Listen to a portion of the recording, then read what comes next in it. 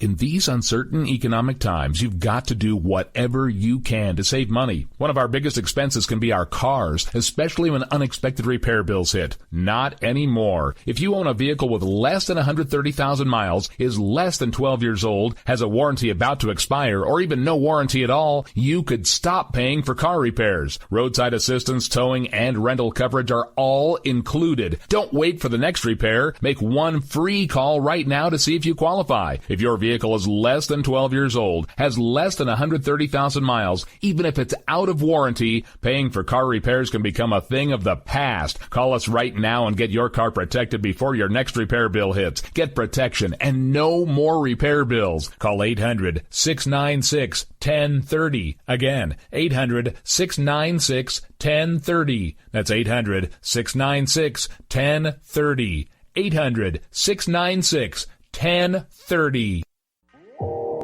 You are listening to KLRN Radio, where liberty and reason still reign. All writers are prone to becoming so attached to our characters and stories that we struggle to see why a passage may not be working. It takes another set of eyes to help us nurture our writing to full maturity. At Black Wolf Editorial Services, we strive to enable writers to develop and grow, shaping stories into masterpieces that can stand the test of time. Editing services are provided for all genres and all age categories. Services range from critiques of the short story through to the line edits of the full-length novel and copy editing for those preparing for publication. We also offer assistance on generating a writer's bio for your websites, as well as help with those book blurbs and promotional material. We won't abandon you to the masses. We want to celebrate with you in your successes. Black Wolf Editorial Services, nurturing your writing into maturity. For a full list of services and prices, visit us at blackwolfeditorial.com. Individuals and businesses with tax problems, listen carefully. Do you feel like you're losing control over your finances? If you owe over $10,000 in back taxes or have unfiled tax returns, we can help you take back control. The IRS is the largest and most aggressive collection agency in the world, and they can seize your bank account, garnish your paycheck, close your business, and file criminal charges. Take control of your tax problems now by calling the experts at Tax Mediation Services and take advantage of the Fresh Start program and new laws that may allow us to negotiate a settlement for the lowest amount possible. Our team of tax attorneys and enrolled agents can stop collections and get you protected so you can take control of your financial future. Tax Mediation Services is accredited by the Better Business Bureau. Call now for a free case review and a price protection guaranteed quote. Call Tax Mediation Services now at 800-610-9050. That's 800-610-9050. 800-610-9050. KLRN Radio has advertising rates available. We have rates to fit almost any budget. Contact us at advertising@klrnradio.com.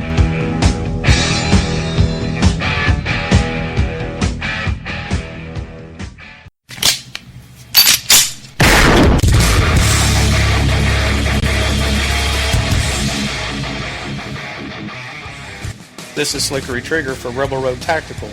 With proper care and feeding, your pistol will be ready when you need it, there to save your life. Shouldn't your gear be that good? Whether you need a holster for comfortable everyday carry or a tough-as-nails holster for your next training course, Rebel Road Tactical has what you need. Check us out on the web at rebelroadtactical.com.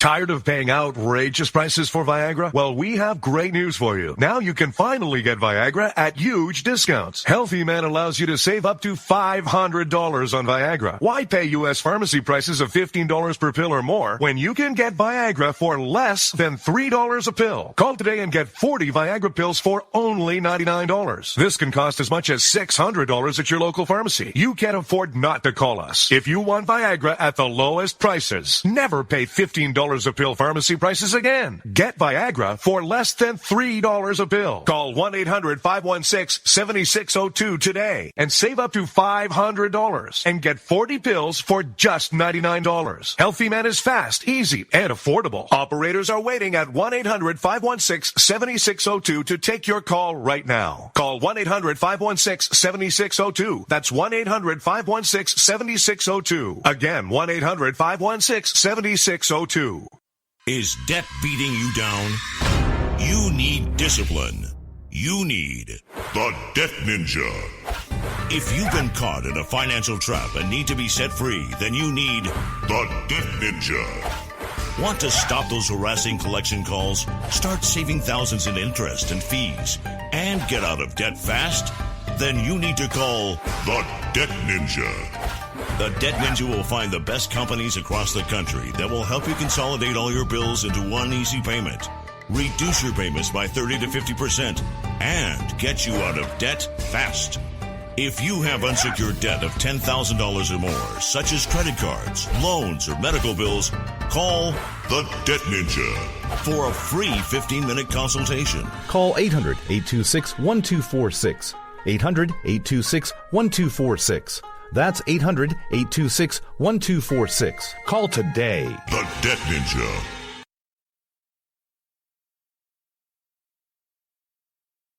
You are listening live to the Vito and Vito Show. Disrespectful to the executive branch. I would remind you that extremism in the defense of liberty is no vice. Don't sign the damn deal, and the president won't. Therefore, I do not believe that the majority can vote a man's life or property or freedom away from him.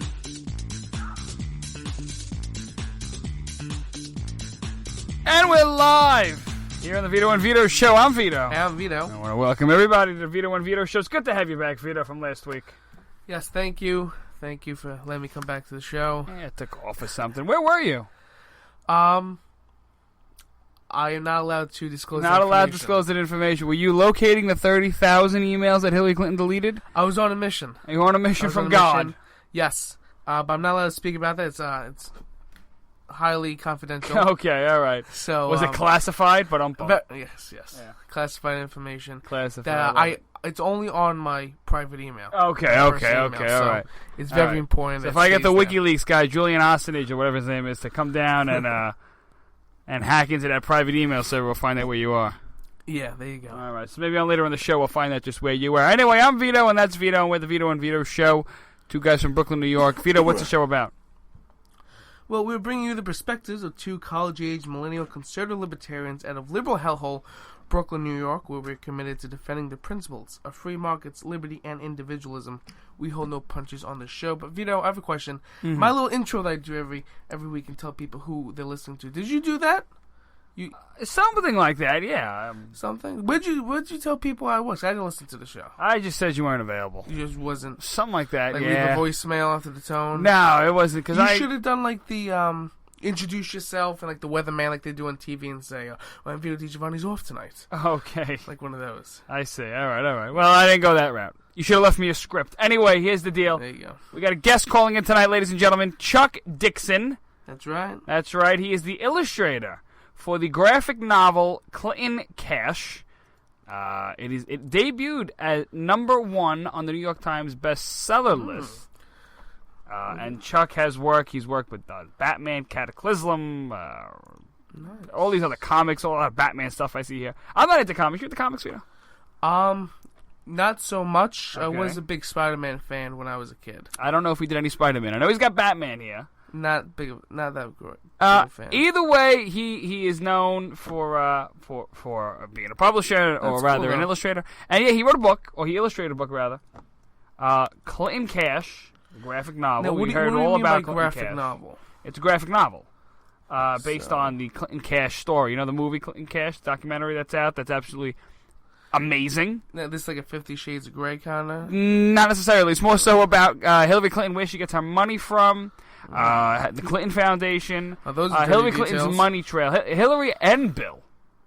And the movie was adapted by Peter Schweitzer. There we go. Peter Schweitzer. He wrote the book, the graphic novel. He wrote it, and of course Chuck Dixon illustrated it. So we're going to have the second part, or the first part, or whatever you want to call it, of the book here with us tonight. It's going to be a great show to have him on. He'll be calling in just a bit. And we're going to be talking about the Commander-in-Chief forum that happened last night on NBC. Vito, how was it? It was interesting. It was interesting. I say Trump hit it out of the ballpark. I think Trump did better than Hillary, but that's not saying a lot. Because politicians will be politicians. Hillary was absolutely terrible. Did you see the earpiece in her ear? Or is that a tumor? I don't know. That might have been like the antenna sticking out because she has a radio. I thought like the SpongeBob scene. But yeah, she had, people saying she had an earpiece. Bill was talking dirty to her or something. And she's, you know, we know how she talks. She just panders and she's like a robot.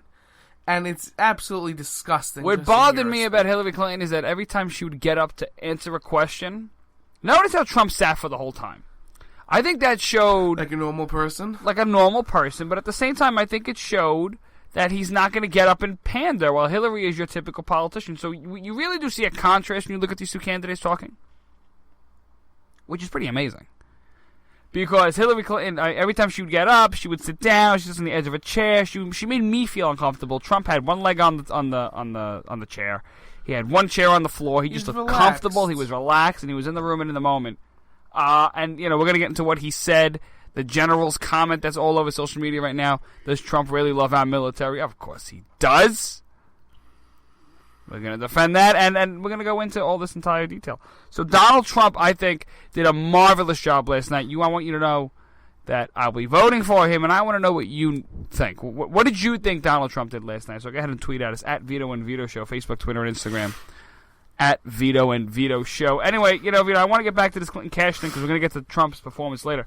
Mm-hmm. Clinton Cash, I don't know if you saw the movie.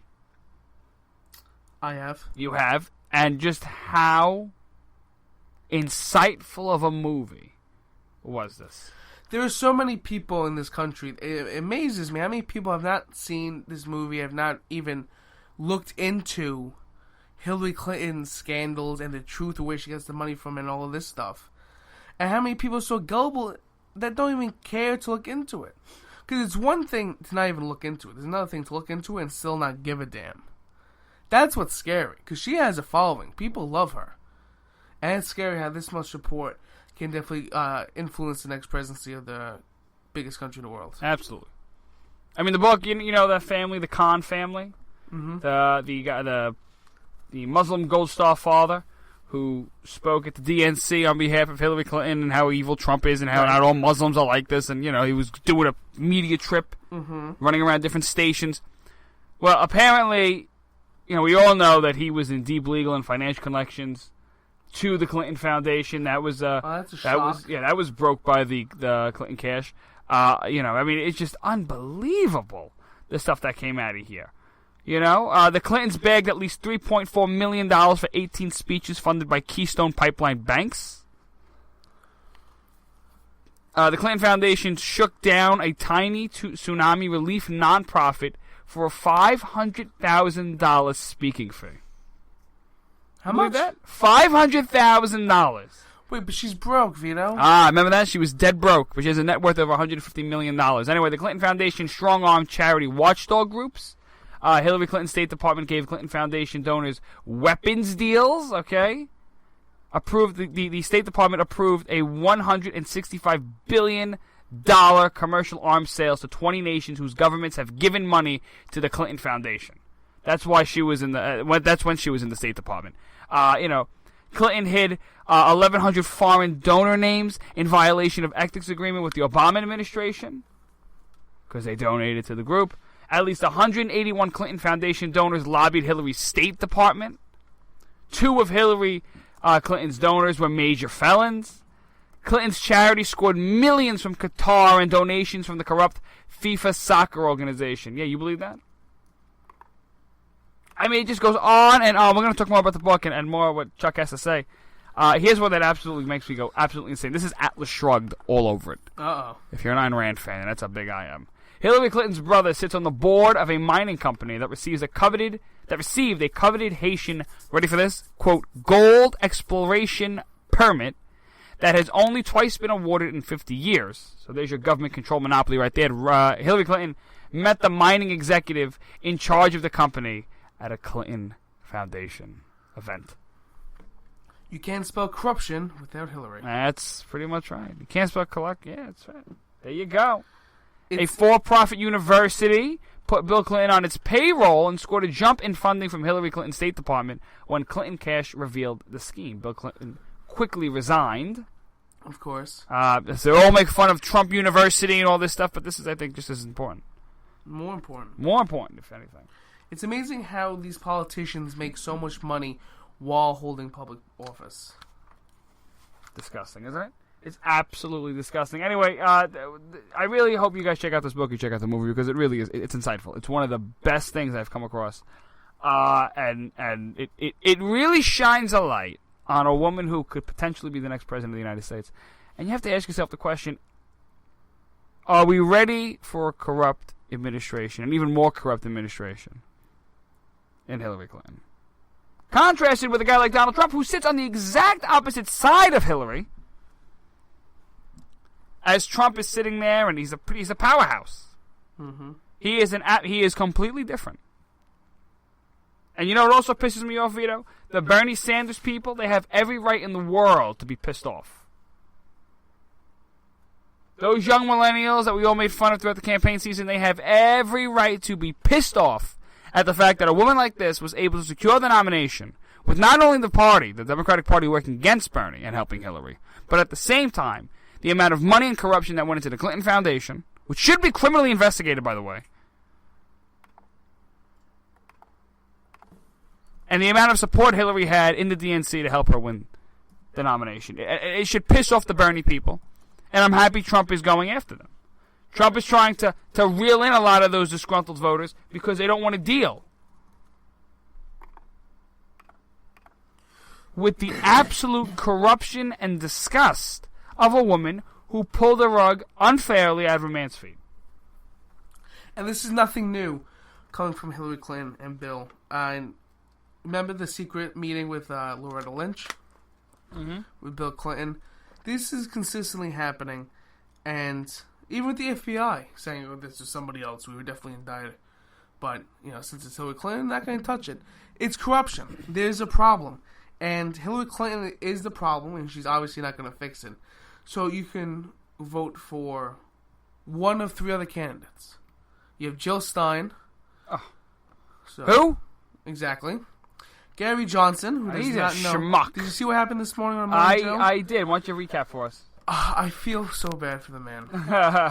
The name of the city escapes me. I'm sorry. Alpo, something. Aleppo. Thank you. Morning Joe, they asked him, "What are you going? If elected, what are you going to do about Aleppo?" And he says, "What's Aleppo?" He says, "You serious?" No. He says, "No, what's Aleppo?" He says, "It's the central city in Syria. That's the whole thing with the whole refugee crisis right now." And Gary Johnson backtracks. Oh, okay, I got it. And gave some BS answer on foreign policy and all that. But you can't have listen, I like Gary Johnson. We know him personally. If you don't know about Aleppo and Syria, you're not fit to handle the presidency. I'm sorry. In fairness, Trump got tied up on the nuclear triad. Hillary Clinton doesn't know what the letter C stands for. It's my Constitution, but nonetheless. So here we are. Who could she also couldn't name the articles. How many Obama articles says, 57 states? Yeah. Hillary couldn't name how many articles are in the Constitution. So, I mean, we people trip up, but at the same time, this seems like a bigger question than usual. Yeah, but you come up with you play politician, and you come up with an answer or something. I don't know. So go ahead. So you got Gary Johnson, Jill Stein. Right. Instead of just saying, what's that, on national TV, then you obviously don't know what it is. You got to give some kind of BS answer. Mm-hmm. Play politician for a little bit. You do all the time. Oh, don't be so cruel. Okay, but whatever. I'll give him a pass, but at the same time, I think it's pretty stupid. He's not going to win anyway, so all never Trump people listening. You damn well know I ain't got a chance. I know. Then, of course, you have Donald Trump, who is the alternative to Hillary Rotten Clinton. I like that. Hillary Rotten Clinton. That's pretty good. But you have these only candidates. And I don't think you should sit back and just watch Hillary Clinton come in and destroy the United States. Well, as much as I agree with you, Vito, It makes for good conversation. But ultimately, the question remains: Hillary Clinton and the State Department, and the corruption that went on in that alone, which we're working on getting a liberal join our show in a couple of weeks, a Hillary liberal who loves Hillary Clinton.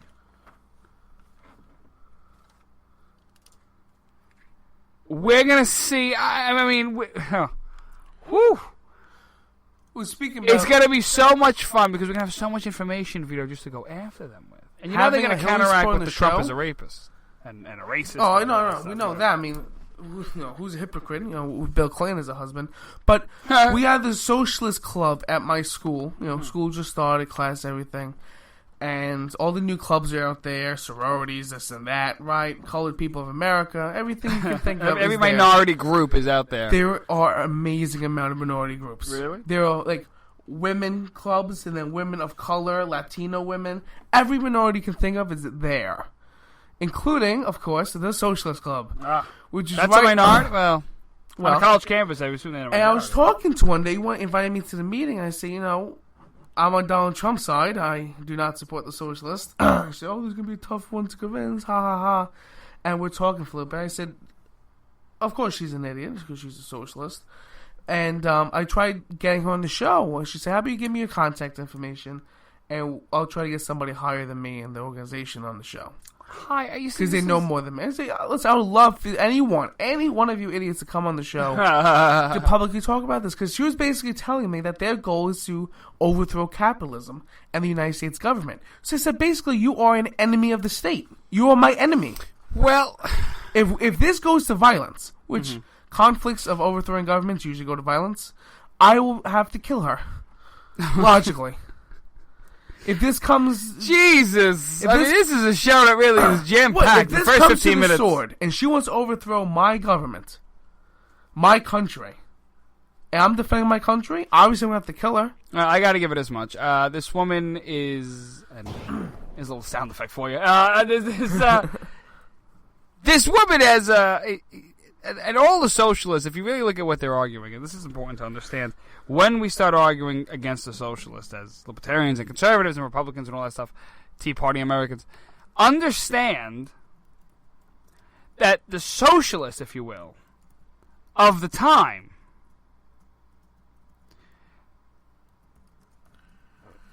they are looking for revolution and the overthrow of a government. They don't even believe in a government. I mean, that's the ideal version of communism, is there is no government.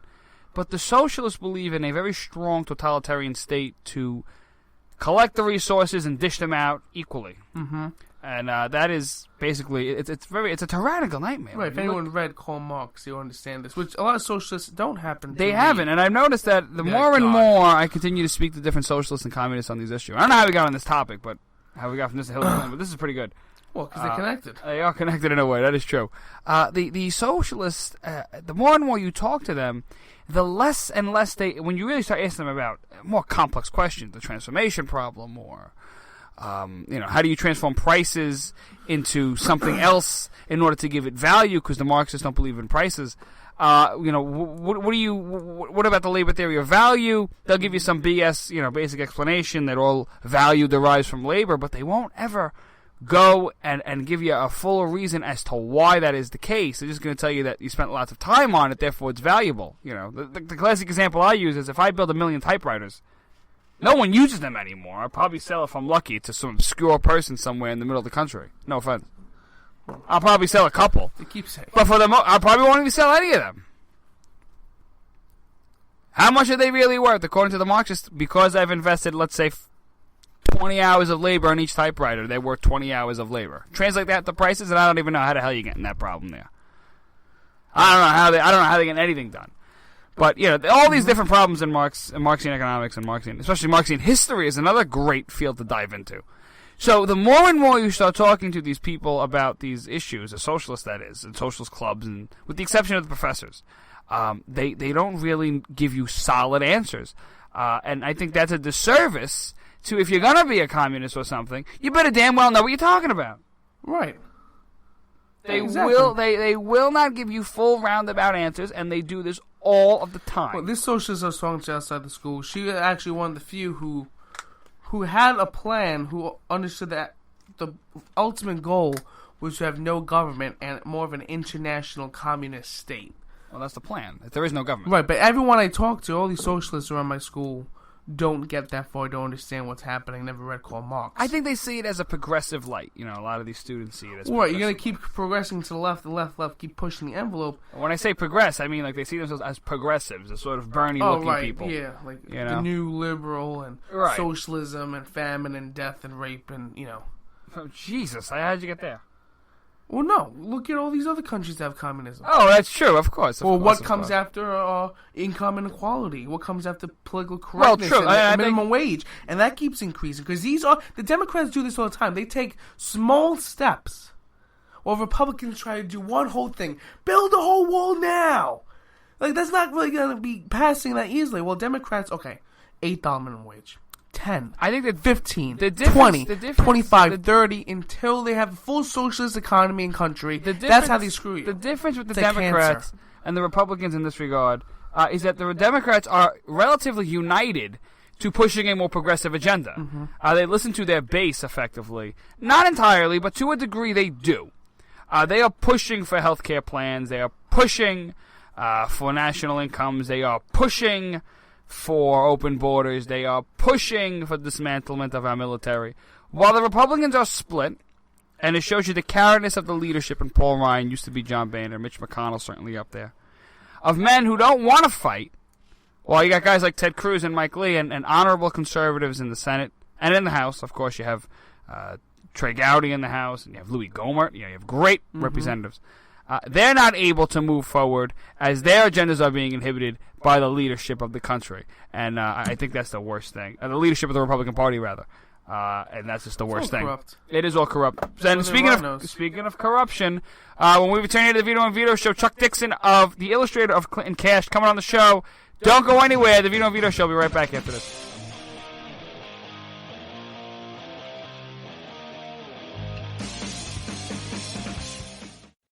Who might you save? Your mother, your father, your husband, uncle, aunt, son. Learn FAST, F-A-S-T, the sudden signs of a stroke, and you could save your friend, teacher, boss. F, face drooping. A, arm weakness. S, speech difficulty. T, time to call 911. F-A-S-T. That's F, face drooping. A, arm weakness. S, speech difficulty. T, time to call 911. The sooner they get to the hospital, the sooner they'll get treatment. And that can make a remarkable difference in the recovery of your neighbor, the waiter, grandmother, grandfather. So learn FAST, the sudden signs of a stroke, then pass it on, because you never know who might save you. Your wife, your colleague. Spot a stroke fast. Visit strokeassociation.org, brought to you by the American Stroke Association and the Ad Council. It may be hard to believe, but people just like you are already saving money. FeedThePig.org makes it easy. Their simple savings plan teaches you how to start saving without going overboard. So you don't need to mooch off your friends. You gonna finish that grape? You mean the one in my mouth? You don't need to stop buying the necessities. What you're smelling is a natural musk. Ew. You don't need to be a medical test subject. How do you feel? Mostly okay. Sometimes, though. You don't need to get a second job as a stuntman. We need a new stuntman. Let's break for lunch. You just need an internet connection. Don't get left behind. Start your personal savings plan with the tips and tools on feedthepig.org. That way, you don't need to sell your soul to the devil. $15 is the best I can do. All right, deal. Brought to you by the American Institute of CPAs, the California Society of CPAs, and the Ad Council. Fighting the Common Core standards? Need a powerful tool to help inform others on this harmful education initiative? You're covered with Common Ground on Common Core, the collection of essays by 20 top education experts and activists. Reviewers call it the best single resource on the topic. You can share it with literally anyone. Order your print or digital copy of Common Ground on Common Core today. Just visit resoundingbooks.org. That's resoundingbooks.org. And get $2 off when you tell them Vito and Vito sent you. Paid for by Resounding Books Pack. It's important to plan ahead for emergencies, like the storm. When it kicked in, we had a plan. Separated. We were able to get in touch with each other in no time. Idea how to find each other. The whole experience was fine. was the most frightening 10 hours of my life. If there's one piece of advice I'd offer other moms out there, it's to stay calm and keep to the plan. Some parents plan ahead, some don't. Make sure you know where to find your family in an emergency. Start your plan at ReadyPA.org, brought to you by ReadyPA, FEMA, and the Ad Council.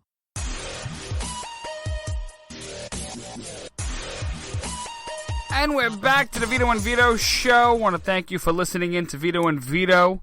Check out the website at www.vitoandvito.com. Give us a follow on Facebook, Instagram, and Twitter at Vito and Vito Show. And without further ado, I want to welcome the illustrator. You ready for this, Vito? This is a great show. I like this. He is the illustrator of the Clinton Cash graphic novel, which will debut as the #1 New York Times bestseller in the graphic novel category. This book is the book that is based on the movie, or the book, Clinton Cash, then became a movie, and now the graphic novel. So without further ado, here is Chuck Dixon, the illustrator of Clinton Cash. Chuck, it's great to have you on the Vito and Vito Show. Great to be here. It is great to have you on, pal. I mean, look, I'm going to be honest with you. I haven't gotten the book yet. I will. I've seen the movie. I've read the Clinton Cash book, but I didn't even know it was a graphic novel, which is pretty cool. And now I know that it's going #1 in the New York Times bestseller section, or the bestseller list in the graphic novel category. How do you feel about that? It's got to be awesome. It is. It's pretty cool. Be up there on that list. See my name there in print. It's pretty neat. Because you never really, honestly, you're not going to find conservative or conservative-leaning books or even authors or illustrators featured on the New York Times bestseller list. That's pretty cool, man. That is awesome. So give us a little gist about this. What is the Clinton Cash graphic novel? Is it based on the movie and the book that came out, or is it something completely different? It's based on the Peter Schweitzer book. Okay. And basically, we've taken his indictment of the Clintons and the Clinton Foundation and their acceptance of funds from, warlords and creeps from all over the world, and we've turned it into comic book form. That's what a graphic novel is. It's a big old comic book, about 110 pages. Cool. So you made a comic book about. So Hillary Clinton's pretty much a walking comic, and now you just put her in a book, which is even better. So I love it. I mean, this is pretty. It's pretty cool. Do you consider yourself a conservative or a libertarian or a Republican or? I've been a conservative all my life. Basically a Goldwater conservative. Oh, well, that's the best kind. That is the best kind, Chuck. I mean, so now what? You've illustrated a lot of the graphic novel, and I've seen a lot of snapshots here, and they're going to be up on our Twitter page at Vito and Vito Show, and they're just awesome. I love the work that you put into them. Do you feel empowered when you help write a book like this, or you help illustrate a book like this? Because what you're really doing is helping change the minds of voters, especially probably younger voters who like ourselves, who are going to probably read these graphic novels and are going to learn more about Hillary Clinton, and it seems like an interesting read for those getting into politics, like a great first starter. And considering that the election season is literally right here, I mean, just how do you feel about doing something like that? Because you're really affecting the political process. Well, yeah, we're reaching out to readers who would never have picked up the other book. I mean, the other book was a phenomenon. It sold terrific. Now we're picking up the readers who didn't buy it. And the advantage that comics have is you open any page and there's something, silly or goofy or outrageous to engage the eye and draw you into it. So we're going to get a lot of the curious out there to take a look at this book that might not have read the other one. Well, I mean, that's even better. But I mean, some of the stuff from the book, from the movie and the book, Clinton Cash, is it going to be in the graphic novel? Like, the fact that Hillary Clinton bagged at least $3.4 million for 18 speeches funded by the Keystone Pipeline banks, and the fact that she hid 1,100 foreign donor names in the violation of the ethics agreement with the Obama administration, like stuff that was in the book, is it going to wind up in the graphic novel to get people interested? Great. Yeah, it's all in there. It's we lay out Peter's case, basically in comic book form, panel by panel, illustrating a lot of the events. And because it's a comic book, we exaggerate a lot of stuff. There's a lot of parody. There's a lot of satire. There's more laughs in the book, in the graphic novel than there were in the book or the movie. But, we stick to the facts and, lay it out in great detail so that, people can really understand what happened. I mean, that matters. Because, honestly, I'm going to be honest with you, as much as I love Clinton Cash, I read the book, and I did see the documentary, it bored me a little bit. You know, a lot of stuff like that, a lot of mumbo jumbo put you to sleep a little bit. But the graphic novel's probably got to be engaging. Now, you said you're a Goldwater conservative, right? Yeah. Okay, so you're a Goldwater conservative, and now the question is, in helping illustrate the book, does it help you? I didn't think you're probably going to vote for Clinton, but are you voting for Trump? Did it help vote you? For anybody but Hillary, did it help? But I want somebody who's going to win. So Trump, yeah. I mean, like, did it help you vote for Trump? Did it help you say, after looking at the list of things, did it make that anyone but Hillary vote, if you will, even stronger? Because, like I said, when I was looking at the documentary and the booklet and Cash, I was absolutely pissed off beyond belief that I felt like getting to the voting booth now, pushing up Election Day and pulling the lever for Trump because of the absolutely ridiculous things that I was reading in this book. I mean, so does it help you if you're a never Trump person? Does this book, especially the graphic novel, which of course is going to probably engage the reader a lot more than the boring book will, if we're going to make a comparison, is it going to help the never Trumpers out there? Is it going to push them over the line, over the cliff, to finally vote for Trump? I would think so, because the case against Hillary, I mean, we can't have this woman in the White House. If she's allowed the power of the president and allowed to abuse it the way she abused her power as a senator and her power as Secretary of State, she's going to sell this country off by the foot like carpet. Chuck, I could not agree with you more. Listen, Chuck, I want to thank you for coming on the program. We appreciate it. Where could we find more about the graphic novel? And because I want to get my hands on it, and I hope you'll sign it for me. I mean, Sure. Awesome. You can go on Amazon, Barnes and Noble, or as I suggest, go to your local bookstore and stamp your feet till they order it for you. There you go. That's what I'm talking about. The book is called Clinton Cash, the graphic novel, and joining us right here, thanks for coming on, Chuck Dixon. He is the illustrator of the graphic novel, and we wish you lots of luck. We hope you come back soon, Chuck. Thanks a lot, Vito. Thanks a lot. That was Chuck Dixon, the illustrator of the new graphic novel, Clinton Cash, based on the movie and documentary. Vito, that was a good interview. Absolutely. Because, I mean, as I give myself a pat on the back, because he's got a point. You see the disgust and the terrible things of the Clinton Foundation and Hillary Clinton herself, and you ask yourself, what else is it that, as a never Trump person, and we're going to take you, Vito, as a never Trump person, or at least a person on the fence, a person like you, this is a book that would want, like I said before, this is the type of book that's going to make the anyone but Hillary vote even stronger. I think it should. I think it should make the whole Bernie people pissed off as well, because this is the anyone but Hillary sort of crowd right here. And you just look at the corruption and the absolute mountain of mess that Hillary Clinton has made, and answer me this, Vito. Will you vote for Trump? You've seen the Clinton Cash documentary. You've seen now there's going to be a graphic novel. It's going to reach tens and thousands of more people. Answer the question, will you vote for Trump? As you said before, I'm on the fence. He's on the fence. On the fence. Keep listening to the show every week to see where I stand next week. Yeah, clever. Yeah, nice marketing tool. Mark Levin, by the way, came out he's voting for Trump. And Mark Levin also, he sort of gets where I was going. I like Mark Levin a lot. So do I. Say that. I love him. I think he's one of the greatest, if not the greatest, next to... Maybe I think he's even over Rush, honestly. I hate to say it, but Rush is great. But Whoa. What? The Vito and Vito show. Yeah, they're pretty good. But, I mean, Mark Levin is absolutely phenomenal. And when you listen to what Mark Levin said, he said he's voting for Trump, and he sort of takes a position that I was taking in the beginning, but now I'm just fed up with it in a way. The never Trumpers, he understands why you can't vote for Trump. He understands why you can't pull the lever for a man like Donald Trump. Originally I held that view, but honestly, the more and more this campaign season is keep going, the more and more we're getting down to the wire. You're either voting for him or you're not, and I think the more and more we continue to give the never Trumpers an easy way out. It's not. I understand why some people can't vote for him. I understand why some people are now voting for him. Personally, I am split. But the more and more that I watch Hillary Clinton, the more that comes out on Hillary Clinton. The corruption. The disgusting. Everything she does, I loathe.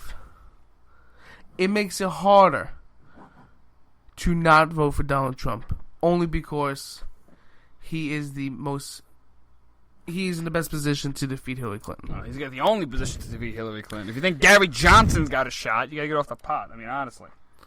Oh. He doesn't want to legalize it, right? Yeah, so what? Great. Just ecstatic. Isn't But that did the you turnover see vote? the commander-in-chief forum? Listen, Hillary Clinton did god-awful. We know she was going to do that. I can't stand her. But Donald Trump, he could have done better. I don't think so. I think he did absolutely... Oh, he's immaculate, right? He was. I thought he was great.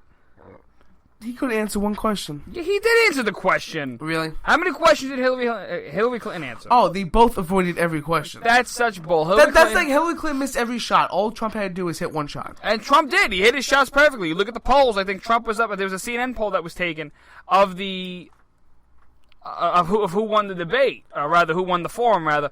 And Donald Trump won. He won by like 60% or something. Yeah, right, he NBC, won, but that Trump doesn't wins mean you do on an well. online poll. Trump wins 54% to 46%. Donald Trump on a Heavy.com poll. Who won the forum? 67%. Hillary Clinton 29%. I don't know what you're going for here, Vito. I'm not. The people have voted and sided with Trump. I know he won. He did better than Hillary, but they both did bad. It was not a good forum. It's not like he did amazing. Disagree. I'm sorry. I think he nailed it. He nailed what he had to say. He was able to answer questions specifically. Let's take a look at the general question, because everybody's making a big deal about it. Donald Trump asked he'd have to change some generals. I'm paraphrasing here, but he said he was going to change some generals when he gets into office. All of them. and because they're not doing a good job. And he's got a point. I think he answered, first of all, he's got a point. The generals under Barack Obama, and a lot of them have been in the military for years, but maybe we need some new blood up in the generals' offices. Maybe we. But need I want to know, one, how Donald Trump has his expertise to go ahead and replace the most experienced and skillful generals of the military in the world, and replace them with who? That's what I want to know. Who's going to replace them and why? Because remember, many generals were telling Obama not to pull out of Iraq. They were giving Obama good advice. But Obama chose pandering in politics over the safety of America and the generals, and pulled the troops out. He did that many different times, many different situations with the military. Right. So I want to go ahead and blame the generals. You blame the generals? I would not. Oh, you would not blame the generals? I'll blame Obama, because he's the commander-in-chief. Generals have to listen to him. Don't blame the generals. No, I'm not. But what NBC tried doing was screwing Trump when they said, "Oh, well, you said you know more than the generals about ISIS." Well, what are you going to say? Because they said, "Well, you never lie, right, Trump? You say you're always going to tell the truth." Well, do you know more than the generals, like you said? What's he going to do? Well, obviously, he doesn't know more about ISIS than the generals. I think he That's I don't question. know. I don't know how many. I think I had a point there, but I don't know how many generals. I'm not even going to blame the generals, honestly. I think Trump, 88 generals came out yesterday and endorsed Donald Trump throughout the military. Yeah, and 100 endorsed Hillary or something. They're just numbers. I mean, speaking of numbers, you know what's really messed up? Hillary Clinton said 20 veterans a day are committing suicide. We need to do something about that. And Donald Trump easily called her out on it and said, no, it's 22 veterans a day are killing themselves. It's a terrible number. But get it right. So even her pandering is wrong. So, that's pretty funny. But nonetheless, Trump, they're trying to label that Trump was trying to blast the generals. Totally not. I don't know how many people are saying to take the oil, but that was one of Trump's main policy speeches last night, was to take the oil. Somebody asked him, what would you do when you leave the Middle East? And Trump has the perfect answer, honestly, is, take the oil. Don't get involved. But since you're there in Iraq, taking the oil is one of the best things because, and he is a great analytical follow-up that he had, ISIS is using that oil money to fund terrorist activities. Okay. They asked him what his exit plan would be. He didn't give one. He gave a history lesson of how ISIS started under Obama. No. He said take the oil. He gave a perfectly reasonable answer. He said we shouldn't even be there in the first place. Okay, good. We all know that. Guess what? We're in that situation. We already left Iraq, Vito. So give me another country that you could want to invade, John McCain. No, so what do we do now? We're gone, are we not? Okay. Are we gone? Where do we still have troops in the Middle East somewhere? Oh yeah.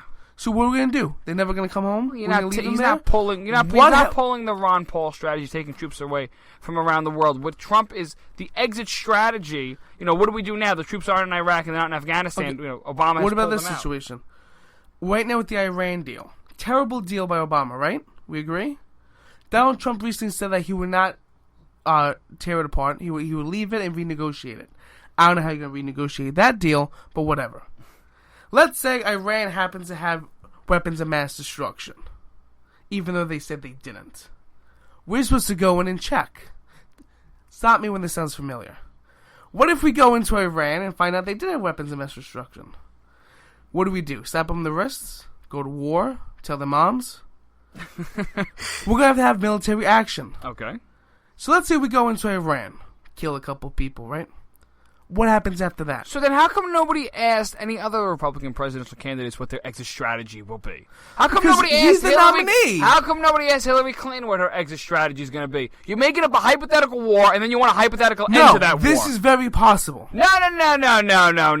And he did give a good answer as to what he's going to do. He said he's going to be unpredictable, which I think is probably one of the best answers anybody has given on the Commander-in-Chief section. Because months ago, probably a couple of years ago, you can go back in the history books of the Vito and Vito show and listen to me and you both agree that President Obama setting a date for which he would pull all troops out of Iraq was one of the most stupidest things anybody could do as the commander-in-chief. But I didn't say to give detailed plans and information. They did try screwing it. Listen, they did go after Donald Trump.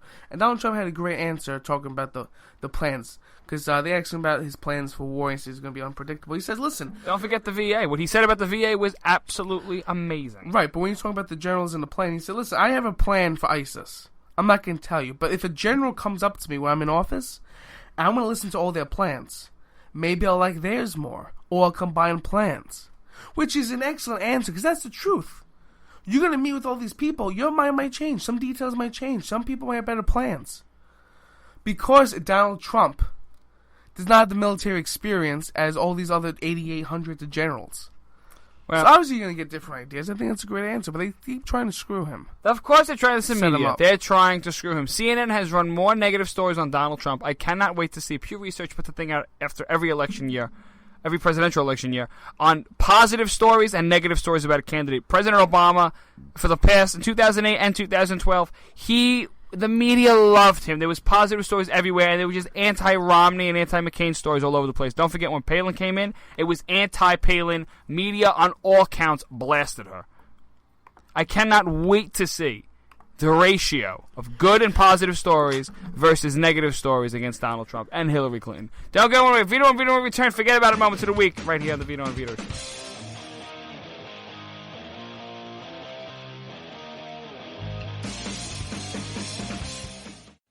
Who might you save? Your mother, your father, your husband, uncle, aunt, son. Learn FAST, F-A-S-T, the sudden signs of a stroke, and you could save your friend, teacher, boss. F, face drooping. A, arm weakness. S, speech difficulty. T, time to call 911. F-A-S-T. That's F, face drooping. A, arm weakness. S, speech difficulty. T, time to call 911. The sooner they get to the hospital, the sooner they'll get treatment. And that can make a remarkable difference in the recovery of your neighbor, the waiter, grandmother, grandfather. So learn FAST, the sudden signs of a stroke, then pass it on, because you never know who might save you. Your wife, your colleague. Spot a stroke fast. Visit strokeassociation.org, brought to you by the American Stroke Association and the Ad Council. It may be hard to believe, but people just like you are already saving money. FeedThePig.org makes it easy. Their simple savings plan teaches you how to start saving without going overboard. So you don't need to mooch off your friends. You gonna finish that grape? You mean the one in my mouth?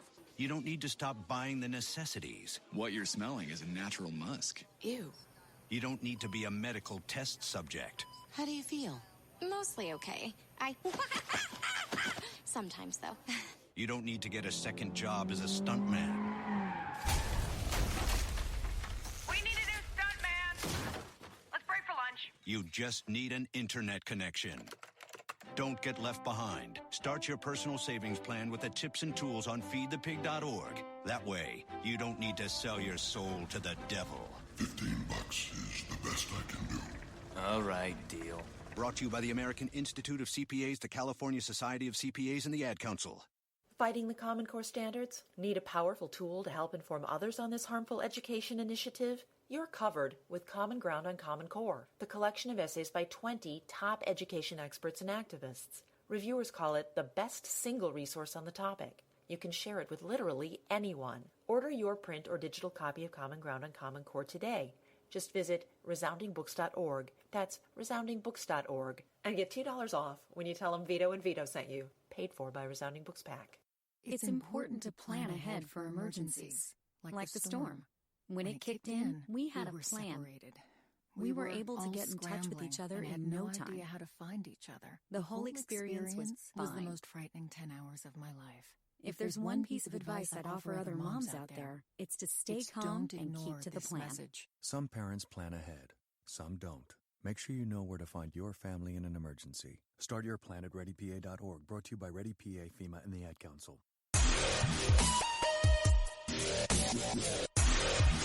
Quiet. And we're back here at the Vito and Vito Show. Check out the website, www.vitoandvito.com, at Vito and Vito Show, Facebook, Twitter, and Instagram. It's that time of the week again. Forget about it moments of the week here on Vito and Vito. Forget about it? Forget about it. Forget about it. Paul, forget about it. That's right. Forget about it moments of the week. We break down some of the craziest moments in this past week, and we ask ourselves, forget about it. All right, Vito, what do we got?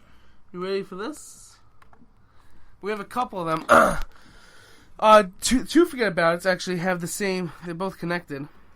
In Florida, Coca-Cola decided to build like a little ad with their soda cans in a store that represents the Twin Towers, and behind it saying 9/11 will never forget. And that sparked some controversy. Okay, I mean, I don't really think you should. There's a sort of like, how do I put this? Sort of like a responsibility there. You can't really use such a terrible tragedy, which, by the way, is fast approaching on Sunday, 9/11. And you don't really use this tragedy to take advantage of something like that as an advertising deal. The 15-year anniversary. Just, wow, unbelievable. Anyway. But that's not all. That started controversy. But what really, really struck a nerve was a mattress company made a commercial for a 9/11 day sale. And they said that every mattress is the same price as a twin mattress. Oh. In honor of the Twin Towers. Isn't that terrible? So every mattress would be the same price as twin mattresses on 9/11. That caused a lot of outrage, and that's messed up. This isn't Labor Day.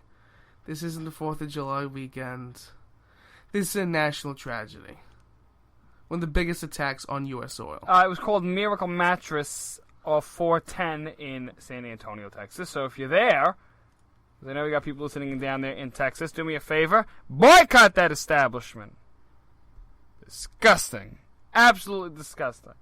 You know what makes my head spin, really? We talk about Obama politicizing tragedies, but in this instance, people and businesses are going to politicize such a tragedy. And you have to ask yourself two questions. One, why would somebody do something like this? And two, are they doing it, is it like just to jar and like people's emotions? Is it like the idea that no press is bad press, something like that? Like all press is good press?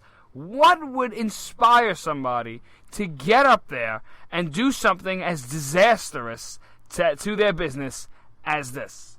What disgusting and tasteless. I want to know how many of those people were down on 9/11. Those people that are down there in Texas right now. Probably none. There's probably none. Probably zero. And if they were down there or up there here on 9/11, they would totally understand the devastation that it caused the city of New York and the country of the United States and all free-loving people around the world. It's absolutely disgusting when I hear stories like this populate my news feed. What else you got, Vito? In North Carolina, any person wearing a clown costume will be arrested on the spot. Apparently there have been clowns going around killing people and they can't really find the guy. So now they're going to violate everybody's civil rights by saying that nobody can dress as the clown. Yes. Now, Halloween is coming up, right? Halloween is October 31st. It's fast approaching. Yes. So how in the world do they intend on stopping millions of, assuming there's millions of people dressed as clowns, how do they intend to stop people dressed as clowns, probably for Halloween, violate their civil rights, and catch the killer? I've heard about this guy. Where is it again? North Carolina? Yeah. I've heard about the clown running around slaughtering people and whatnot. But you tell me this. How do you expect not to violate people's civil rights? Their individual rights. How do you expect not to violate their rights while at the same time, protecting the banner of law and order? Because that ain't law and order. That's tyranny. That's what that is. That's Orwellian. See, he's saying this man wearing a clown costume was chasing a man with a machete into the woods. Here's the story, guys. Like the scary movies, the horror movies you watch, this stuff goes down near woods, empty cabins, and abandoned houses. Mm-hmm. This is why I live in New York City. Okay? Nothing wrong goes here. No woods, no abandoned houses. There are abandoned houses. You been in the Bronx? Well, yeah, but at least you're a couple of feet away from the rest of society. No, I'm going to go hang out with my teenage friends in a cabin in the woods for the weekend. No, that's how those Nothing's movies gonna go wrong there. Yeah, that's how the movies go astray. You know what bothers me about those movies is when people try to open the door, like the horror victims? Yeah. Like, they'll run outside and they'll start, like, scratching at the door and they'll yell at the door, but they won't turn the knob. Like, they don't know what they're doing. My favorite's when they yell, "Hello, is anyone there?" Really? Really?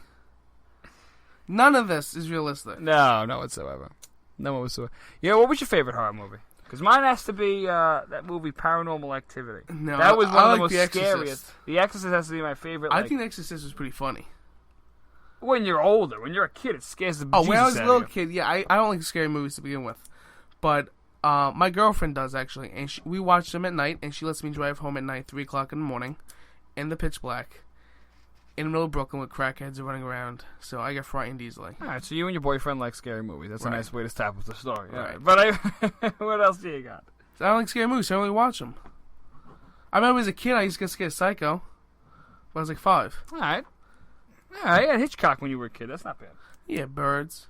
All right. I'm always afraid of birds. Till this day. High I'm the anxiety. dentist. What else you got? You're gonna like this one, Vito. Brown University. The student body president will be hand-delivering menstrual products, such as tampons and pads, to all bathrooms, including men's rooms. You got that? Yeah.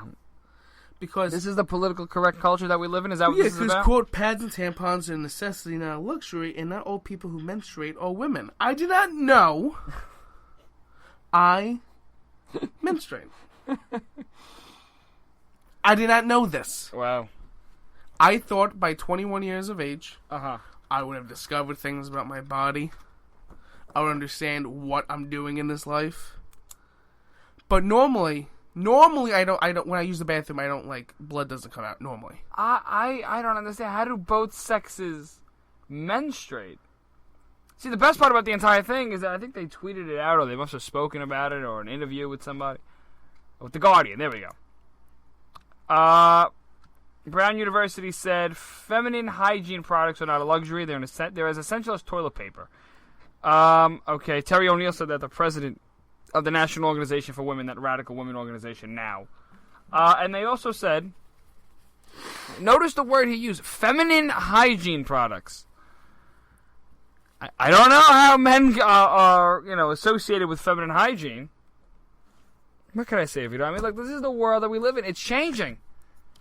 Well, not the same anymore. Men are running around with tampons. We have finally reached that point in society where men and tampons go together. Like the pacification of the American male. That's really what it is. Yeah. That is what it is. The American male has been neutered at the hands of the media and at the hands of the politically correct I don't world understand, we live because in. they're saying that it's hard for them to access it because it's hard to afford. Now, condoms are very expensive. I don't expect every college student to be able to afford $2 for protection. There's just... I understand. They give them away for free. What are you talking about? So now they give them away for free. Tampons. I personally have never bought a tampon, but I don't expect them to be so much money that women cannot buy tampons or pads. Not that expensive. But I don't understand then why... how much are tampons? How much are tampons? $2. How much? $5. In-house tampon expert here on the show. A couple dollars. $5. So instead of buying a beer at the local college campus bar, go buy a tampon. I don't know. This is ridiculous. Anyway, I want to wrap this show up here on a heavy note, if you will. 9/11, like we said earlier, is approaching on Sunday. And we here who have lived, and it's a weird segue, but it's a segue nonetheless that we have to get to, and I want to get to. It is, would you say, Vito, 15 years, right? 15 years. 15 years since 9/11, a devastating day. And I remember it as a kid. I was a kid when you just saw the black smoke engulf the city of New York. And I'm in Brooklyn, so I'm over the bridge. Over the bridge, thank you. And you just saw the smoke as if it was pouring out of your next door's neighbor's house. It's absolutely amazing. And we were in first grade, so I remember coming out early that day, being all excited. I'm gonna go to school. I used to remember breaking news everywhere, not really understanding what's going on. I just remember dust and clouds being all over the cars and my block the next morning. Just devastating. Absolutely devastating. And I want you to do us this favor here as we sign off on the Vito and Vito show. I want you to go back and compare.